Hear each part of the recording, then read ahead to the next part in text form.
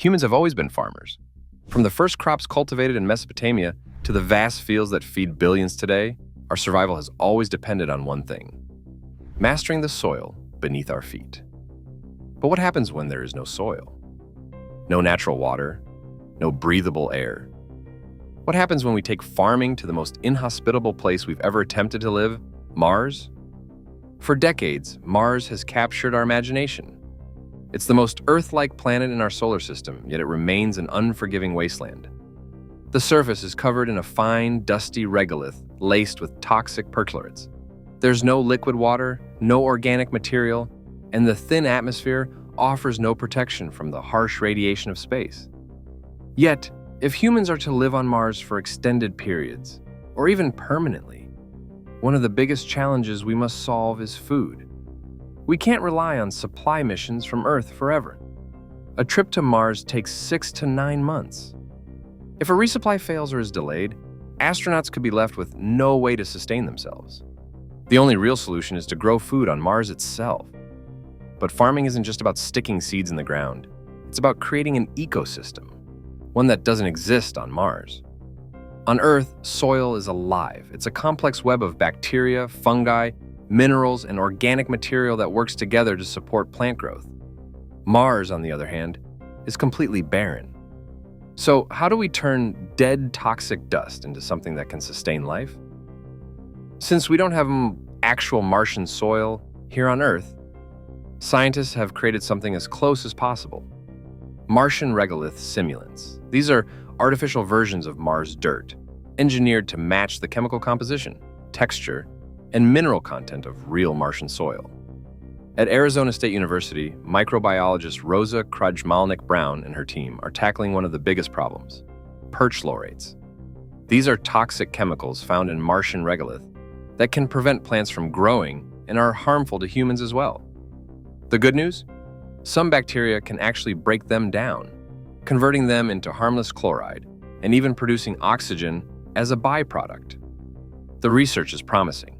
In carefully controlled lab environments, her team has introduced different bacteria into simulated Martian soil. Over time, these microbes break down perchlorates, making the soil safer.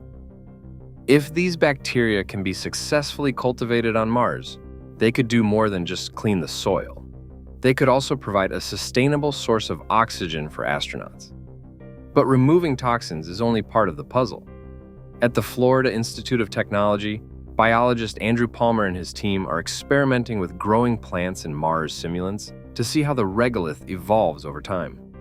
They've already grown romaine lettuce, bell peppers, tomatoes, and even quinoa in artificial Mars dirt. One of the biggest challenges they've found is water retention. Unlike Earth's soil, Martian regolith doesn't absorb and hold water well. Instead, it tends to clump together into a dense, compacted mass that suffocates roots. Without proper aeration, plants struggle to grow. The solution might come from microbes. Just as bacteria can detoxify the soil, they might also help transform it. On Earth, microbes play a critical role in soil health. They break down minerals, add organic material, and improve structure. Scientists are now studying which microbial communities could help Martian regolith become more hospitable for plants. If successful, they could create a living, evolving soil that gets better over time. But even with improved soil, growing plants on Mars won't be as simple as scattering seeds in the dirt. The extreme cold, lack of atmospheric pressure, and the high radiation levels mean that crops will have to be grown in carefully controlled environments. The first Martian greenhouses will likely be enclosed, artificial structures where temperature, humidity, and light can be precisely managed. Since Mars only gets about half the sunlight of Earth, plants may need artificial lighting or reflective mirrors to maximize exposure.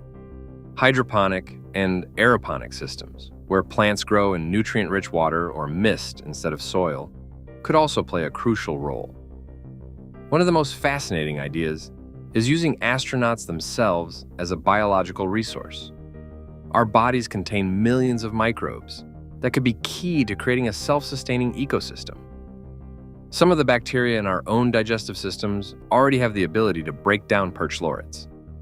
Instead of transporting large amounts of soil or fertilizer from Earth, Future Martian farmers could use microbes from their own bodies to help kickstart the process of creating fertile soil. But why stop at just growing food for survival? If humanity is serious about living on Mars long-term, we need to think beyond just staying alive. We need to build a life worth living. Agriculture isn't just about food, it's about culture, sustainability, and creating a true home. Throughout history, civilizations have been defined by their ability to cultivate the land. From the Nile River Valley to the Great Plains, agriculture has shaped human society. The same will be true for Mars. Growing food there isn't just a technical challenge, it's a step toward making the planet truly livable. Imagine a future where astronauts wake up to the smell of fresh tomatoes and basil growing in their habitat, where a Martian colony enjoys meals made from crops grown on site, where generations of humans can look at a red, lifeless planet and know that, against all odds, they turned it green. The journey to figure out farming on Mars is just beginning. Scientists are still learning how to turn dust into soil, how to make water available to plants, and how to design environments where crops can thrive. But the progress so far is remarkable. We've already seen the first plants grown in simulated Martian soil. We've watched bacteria break down toxins that would otherwise make farming impossible. We've learned that, even in the most extreme conditions, life finds a way. Mars will test us like no place ever has. It will challenge our technology, our knowledge, and our determination. But if we succeed, it won't just mean survival on another planet. It will mean proving once again that human ingenuity knows no limits. We are farmers, builders, and explorers. We have shaped landscapes, conquered deserts, and cultivated the land in ways once thought impossible. And now we stand on the edge of a new frontier. One day, the first farmers of Mars will plant their crops in soil that was once nothing more than lifeless dust. They will harvest food grown millions of miles from Earth. And when they take that first bite, it won't just be a meal. It will be proof that we are ready to call Mars home. So that's it for today's video. Be sure to leave a like and subscribe to our channel for more content like this one.